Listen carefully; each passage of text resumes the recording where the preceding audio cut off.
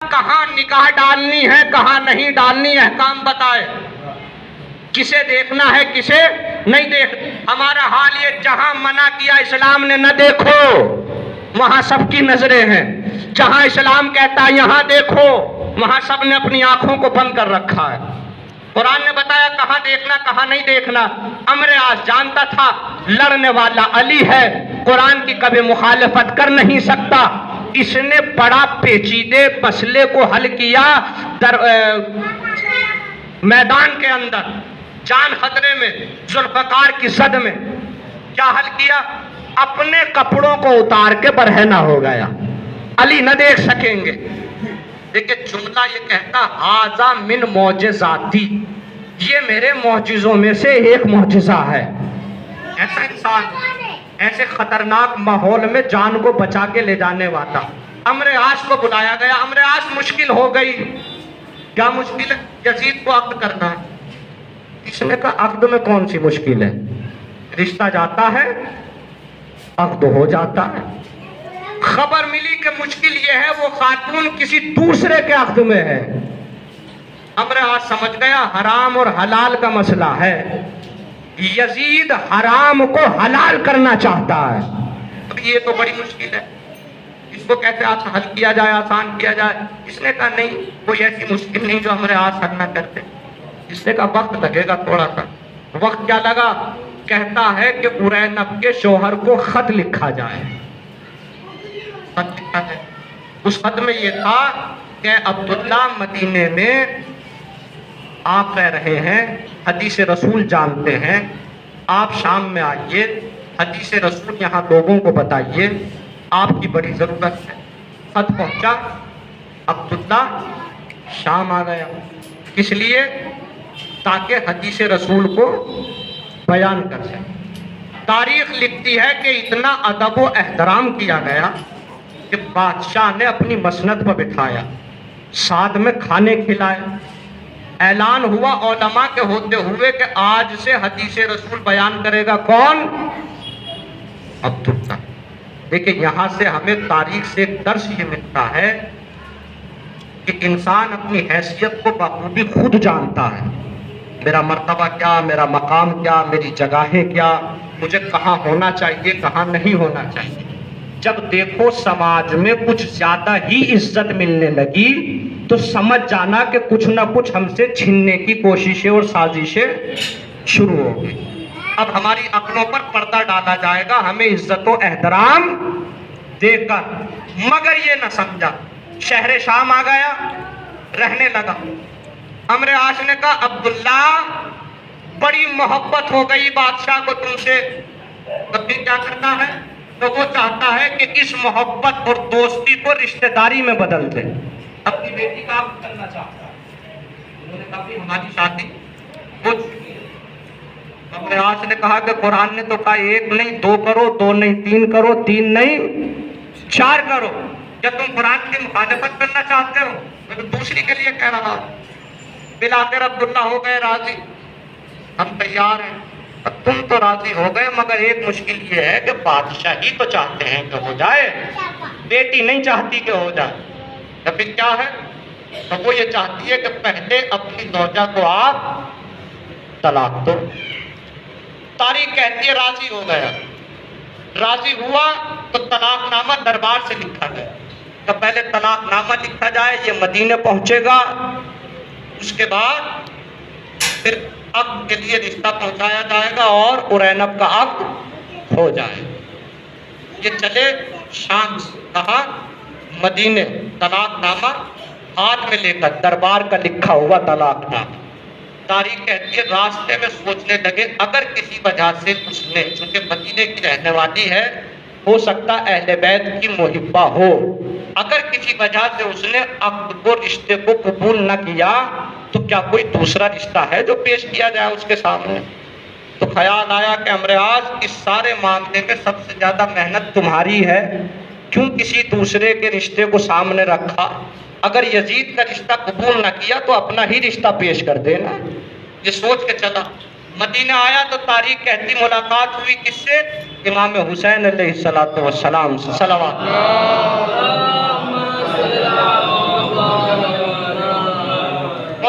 پوچھا کیسے آنا ہوا؟ تو طلاق نامہ تو دربار سے لائے نا لکھا ہوا، سرکاری ہے، یہ معاملہ ہے، طلاق نامہ ساتھ میں لے کر آئے، عبداللہ نے طلاق دے دی ہے۔ تو اس کے بعد ایک رشتہ بھی لے کر آئے ہیں۔ کس کا رشتہ؟ کا شہزادے کا رشتہ، یزید کا رشتہ۔ اگر اس نے قبول نہ کیا تو امر عاص کوئی اور بھی رشتہ ہے؟ کیسے کہے کہ مولا اپنی سوچ کے بیٹھیں کہ اپنا پیش کر دیں گے؟ بتایا نہیں۔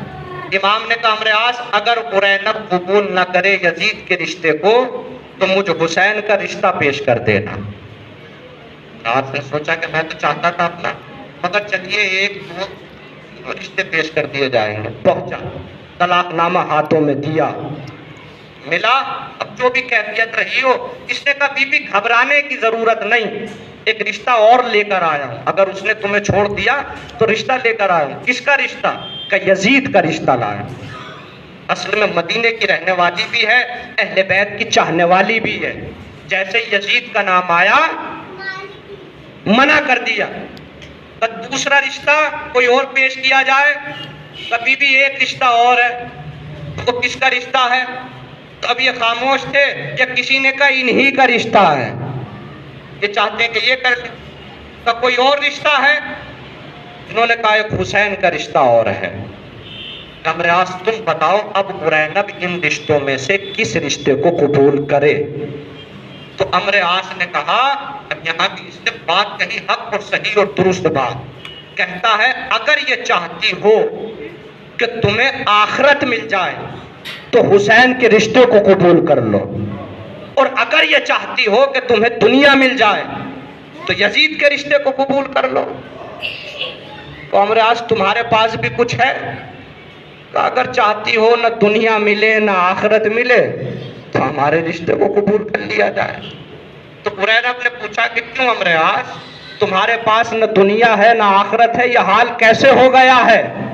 اب تاریخ نے ایک جملہ لکھا، اب جملہ جو لکھا وہ چھوڑیے، میں اس کو اپنی زبان میں ترجمہ کر دیتا ہوں تاکہ بچوں تک بات پہنچ جائے۔ کہ امر عاص کیا ہوا؟ نہ تمہارے پاس دنیا ہے نہ تمہارے پاس آخرت ہے۔ اس نے کہا بی بی ہوتا کیا، ساری زندگی ہماری بس اسی میں کٹ رہی ہے، ادھر کی باتیں ادھر سناتے رہتے ہیں، ادھر کی باتیں ادھر سناتے رہتے ہیں۔ اس کا مطلب امر عاص نے ایک فیصلہ کیا، وہ انسان جو دوغلا باتیں کرتا ہو، ادھر کی ادھر سناتا ہو ادھر کی ادھر سناتا ہو، نہ اسے دنیا ملتی ہے نہ اسے آخرت ملتی ہے۔ صلوات بڑھے محمد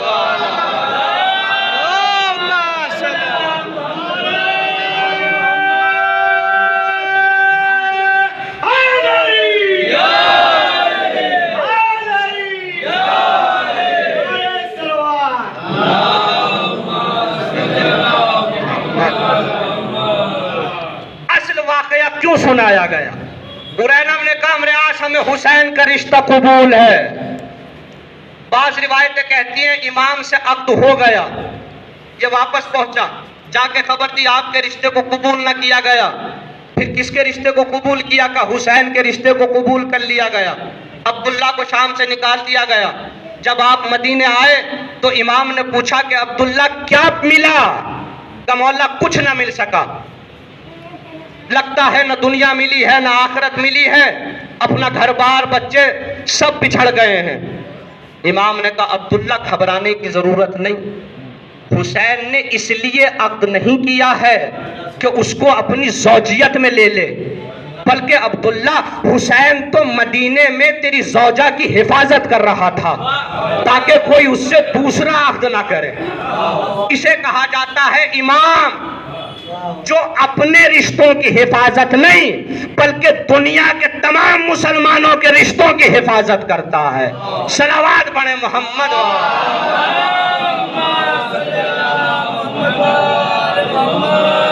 تو قرآن کے ہر حکم کو ماننا یہ قرآن پہ عمل کرنا ہے۔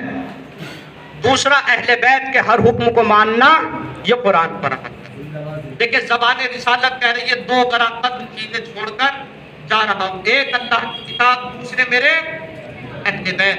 اہل بیت میں کسی ایک فرد کو نہیں چھوڑا۔ کتنے ہیں اہل بیت؟ رسول اللہ کا ہر معصوم بیٹا عطرت اور اہل بیت میں شامل ہے۔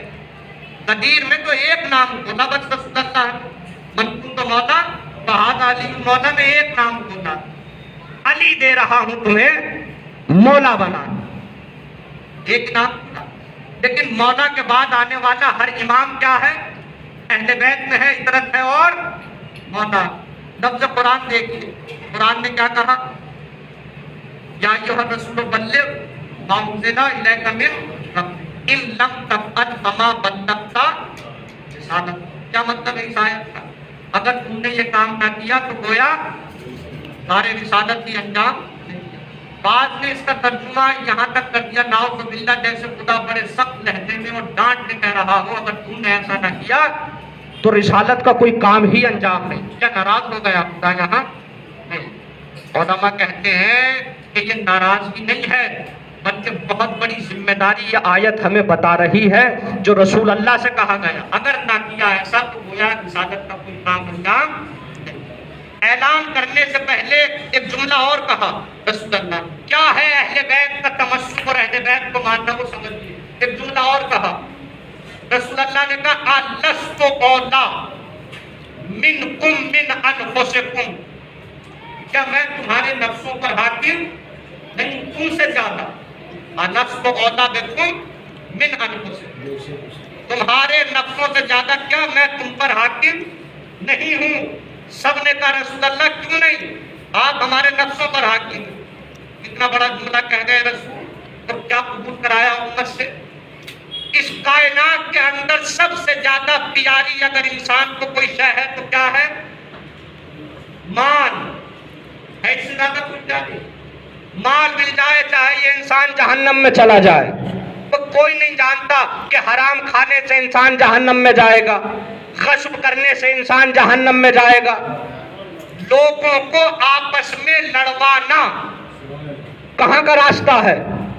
جہنم کا راستہ۔ واجب ہے کہ اتحاد کراؤ۔ ہم نے تو بس نماز واجب، روزہ واجب، حج واجب، زکوٰۃ واجب، واجب ہے کہ اتحاد کراؤ۔ تاریخ کہتی ہے مولا کا ایک صحابی راستے سے گزر رہا ہے تو لوگ آپس میں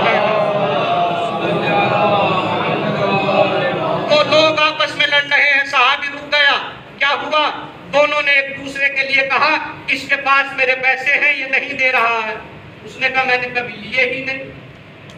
چھٹے امام کا صحابی ہے، پوچھا کتنے پیسے ہیں؟ اس نے بتائی مقدار کے اتنے پیسے ہیں۔ روایت کہتی ہے اپنی جیب سے آپ نے درہم و دینار نکال کر اسے دے دیے۔ اب یہی تو جھگڑا ہے کہ آپ کو مل جائے، آپ کا جھگڑا بند، تو ہم دے دیے دیتے ہیں اپنی جیب سے۔ اس نے کہا یہ تو بتائیے لڑ ہم رہے تھے، چھوٹی موٹی کوئی یہ مقدار نہیں تھی، آپ نے اپنے پاس سے کیوں دے دیے؟ صحابی نے کہا یہ میں نے اپنی جیب سے نہیں دیے، یہ میرے مولا نے مجھے دے رکھے تھے اور کہا تھا کہ جب کبھی دیکھنا دو مومنین میں اختلاف ہو تو میں اجازت دیتا ہوں اس پیسے کو اتحاد میں بدلنے کے لیے خرچ کر دیں۔ یہ ہے شیعت۔ کیا میں تمہارے نفسوں سے بڑھ کے اولا نہیں؟ کائنات کے سب سے پیارا مال، جہنم میں جا رہا انسان مال مل جائے، کسی بھی طرح سے مال مل جائے، مگر یہی دنیا ہمیں دکھاتی ہے کہ اگر اولاد کی جان پر بنائے تو یہ اپنے مال کو لٹا دیتا ہے، نہیں لٹاتا۔ یہ اولاد بیمار ہو جائے تو اب سارا مال اس کا تباہ ہو جائے، اس کے گھر بک جائے، اس کی دولت ختم ہو جائے، اس کی زمینیں بک جائیں، سب لٹا دیتا۔ اس کا مطلب مال سے زیادہ پیارا اسے اولاد، اولاد سے بڑھ کے بھی ہے کوئی شے جو انسان کو پیاری ہو؟ نفس، خود اپنی جان اولاد سے بڑھ کے پیاری ہے۔ دلیل دوں، وہ بیٹا جس کے لیے گھر بیچ دیا، وہ بیٹا جس کے لیے زمینیں بیچ ڈالی، وہ بیٹا جس کے لیے یہ تباہ و برباد ہو گیا، نہ جانے کیا ہوا کہ خبر آ رہی ہے اس باپ نے اپنے بیٹے کو آگ کر دیا۔ میں نے کہا آپ اتنی محنتیں کر رہے تھے، دولتیں ختم کر دی، مال ختم ہو گیا، آپ بیٹے کو آگ کر بیٹھے، وہ جہنم میں چلا جائے گا۔ جواب دیا مولانا کل کا جاتا آج چلا جائے، وہ ہمارا احترام نہیں کرتا، وہ ہماری سنتا نہیں۔ میں نے کہا خود اس کا مطلب آپ کا نفس، آپ کی جان اتنی پیاری ہو گئی کہ مال بھی قربان، اولاد بھی قربان۔ مال بھی جہنم میں، اولاد بھی جہنم میں، خود نفس انسان کو بڑا محبوب ہے اپنا۔ رسول نے پوچھا بتاؤ کیا ان نفسوں سے زیادہ اولیت میں تم پر نہیں رکھتا ہوں؟ سب نے کہا بلا رسول اللہ، کیوں نہیں، تم ہمارے مولا ہمارے نفسوں سے زیادہ ہو۔ جب قبول کرا لیا تو کہا تو سنو، من کنت مولا فہذا علی مولا۔ کیا کہنا چاہ رہے تھے رسول؟ رسول بتانا یہ چاہ رہے تھے علی کو مولا ماننے کا مطلب یہ ہے کہ مال سے بڑھ کے علی کو مولا ماننا، اولاد سے بڑھ کے علی کو مولا ماننا، اپنی جان سے بڑھ کے علی کو مولا ماننا۔ صلوات پڑھے محمد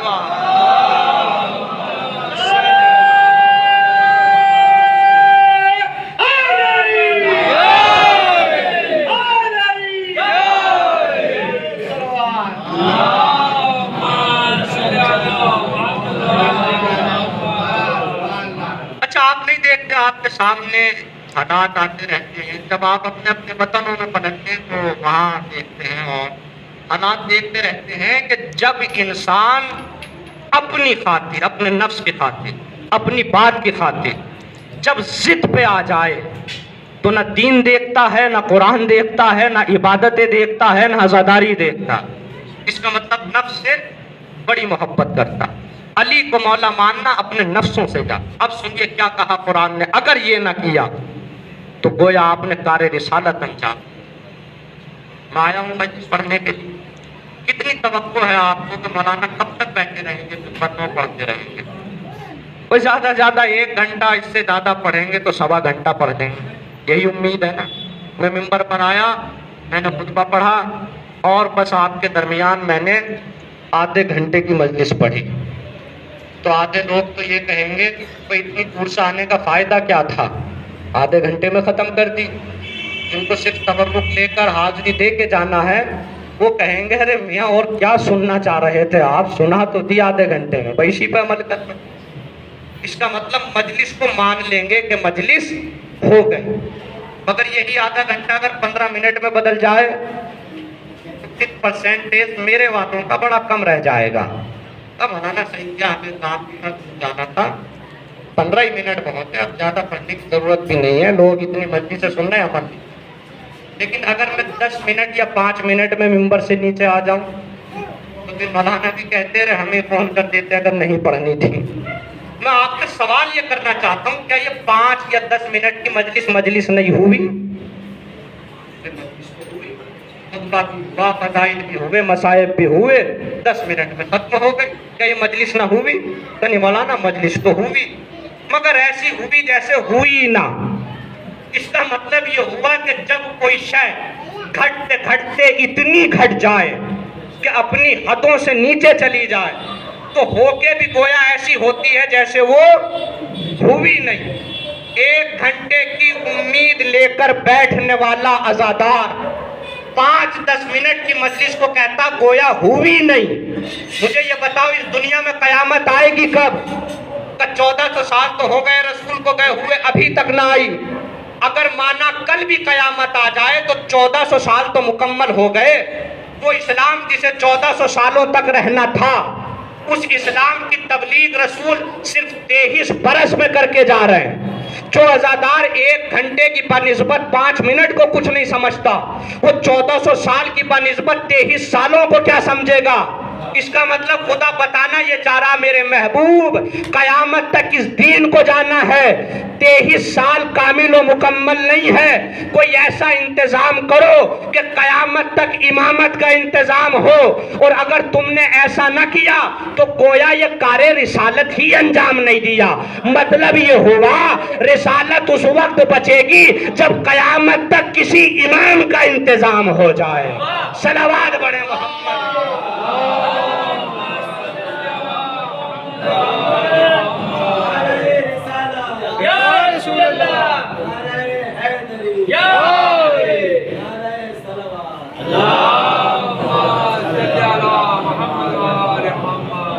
قرآن اور اہل بیت، ان سے ہمیں تمسک رکھنا۔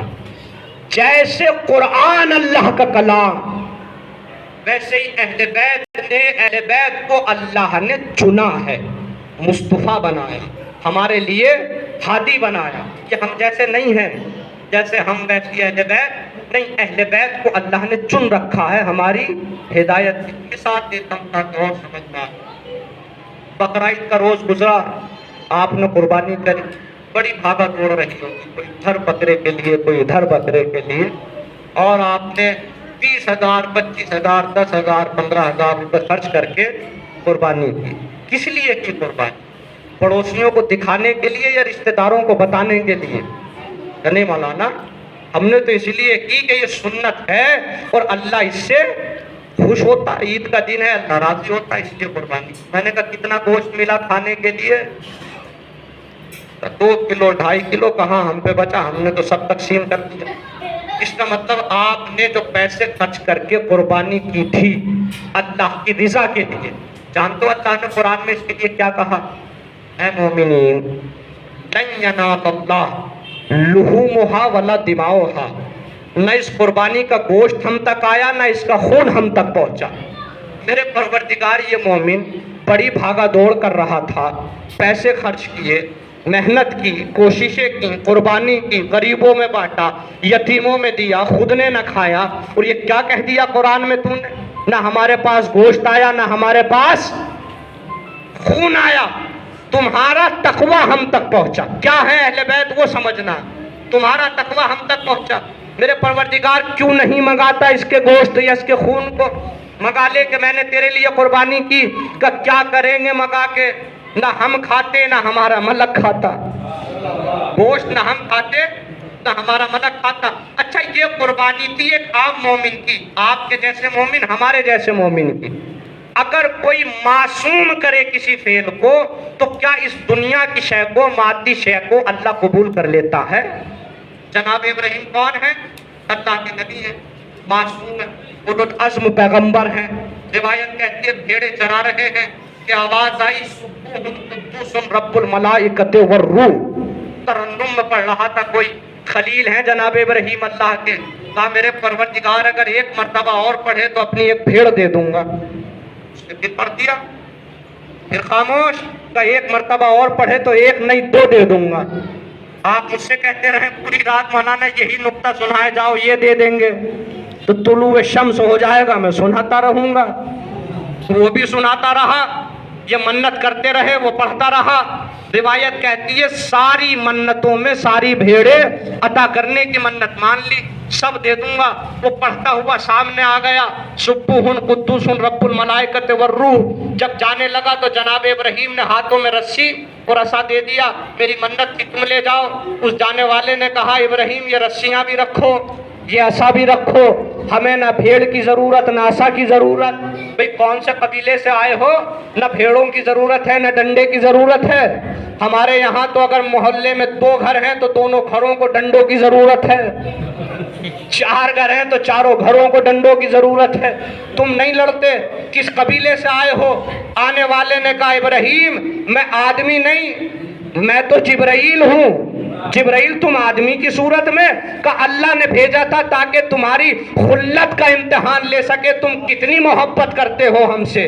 اس کا مطلب یہ ہوا اللہ کی راہ میں مال کا لٹا دینا دلیل ہے محبت کی، دلیل میں نے قائم نہیں کی ہے، اولو العزم پیغمبر نے قائم کی ہے۔ اب نہ کہنا آزاداری میں اتنی دولت کیوں لٹا رہے ہو، ماتمداری میں اتنا پیسہ کیوں خرچ کر رہے ہو۔ یہ خرچ وہی کرتا ہے جس کو محبت ہوا کرتی ہے۔